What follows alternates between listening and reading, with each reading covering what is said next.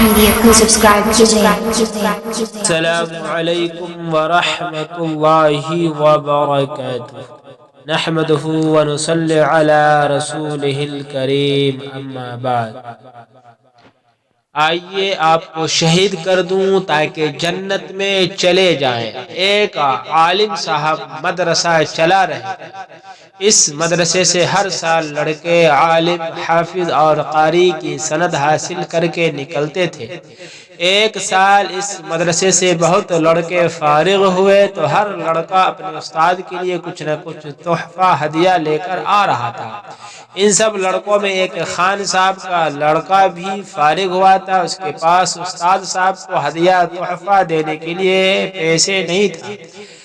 اس کی سمجھ میں کچھ نہیں آ رہا تھا کہ کیا کیا جائے۔ سوچتے سوچتے اس کے دل میں ایک بات آئی کہ کیوں نہ استاد محترم کو شہید کر دیا جائے۔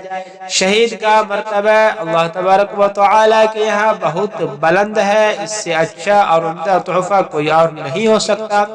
سب سے اچھی بات یہ ہوگی کہ استاد صاحب شہادت کے اونچے درجے پر پہنچ جانے کی وجہ سے بے حساب کتاب جنت کے اونچے درجے پر پہنچ جائیں گے، جہاں طرح طرح کے نعمتوں سے سرفراز ہوں گے۔ یہ سوچ کر چھری تیز کی تاکہ ایک ہی وار میں استاد محترم کا بیڑا پار ہو جائے۔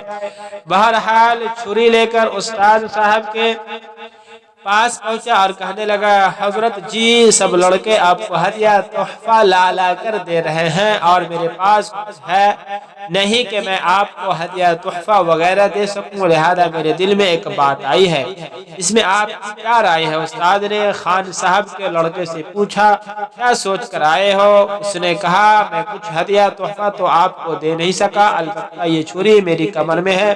یہ کہہ کر اس خان کے بچے نے کمر سے چھری نکالی اور کہا، میں چاہتا ہوں کہ آپ کو شہید کر دوں تاکہ آپ بے حساب و کتاب جنت میں چلے جائیں گے۔ اس خان صاحب کے بچے کے ہاتھ میں چمکتی ہوئی تیز چھری دیکھ کر اور اس کی بات سن کر استاد صاحب کے بدن میں کپ کپی آ گئی۔ کیا کرے؟ فوراً استاد کے دماغ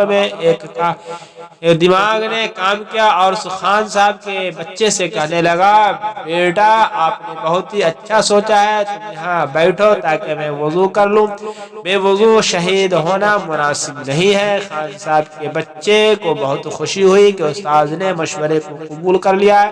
یہ سمجھ کر وہ اطمینان سے استاد کے کمرے میں بیٹھ گیا۔ استاد کمرے سے وضو کرنے کے بہانے سے باہر نکلے اور بہت پھرتی سے کمرے کی کنڈی باہر سے بند کر دی اور لوگوں کو آواز دے کر بلا لیا۔ جب بہت سے لوگ جمع ہو گئے تو مولوی صاحب نے اس خان کی بات اور مقصد لوگوں کو بتایا کہ اس کو سمجھاؤ ورنہ مجھے شہید کر دے گا۔ فائدہ پٹھانوں کی سمجھ بوجھ اور ان کے بے عقلی کے کام ہمیشہ ہمارے دیار میں ضرب المثل رہے ہیں۔ یہ بھولے بھالے انتہائی بہادر اور عقل کے موٹے ہوتے ہیں، مصلحت اندیشی اور نفاق سے ان کا دل پاک ہوتا ہے۔ جس چیز کو بھی صحیح سمجھتے ہیں اس کے لیے جان دینے اور لینے سے بھی گریز نہیں کرتے۔ یہ واقعہ تو ایک ایسے پٹھان کا ہے جو عقل سے پورا تھا، لیکن اگر آپ معاشرہ پر نظر ڈالیں تو معلوم ہوگا کہ آج کل ایسا ہی دور چل رہا ہے کہ لوگ احسان کا بدلہ ظلم سے دے رہے ہیں۔ اللہم احفظنا من، والسلام علیکم ورحمۃ اللہ وبرکاتہ۔